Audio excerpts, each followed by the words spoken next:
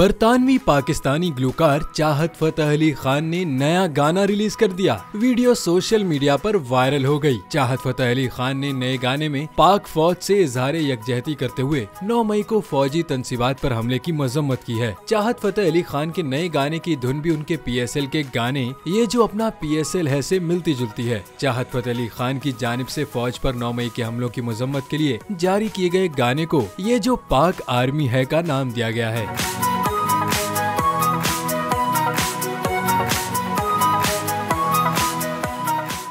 अदलो इंसाफ की बात सब करते हैं, पर हकीकत में सच के साथ निडर होके खड़े रहने की जुर्रत नजर नहीं आती। बोल ने तश्कील दी 10 कोर्ट रिपोर्टर्स की टीम, जो केस की बेस तक जा पहुंचे। पैनल पे सफे अव्वल के legal experts, court round up, Neelam Arshad के साथ सिर्फ बोल पे। सब्सक्राइब करें और बेल दबाएं ताकि कोई खबर रह न जाए।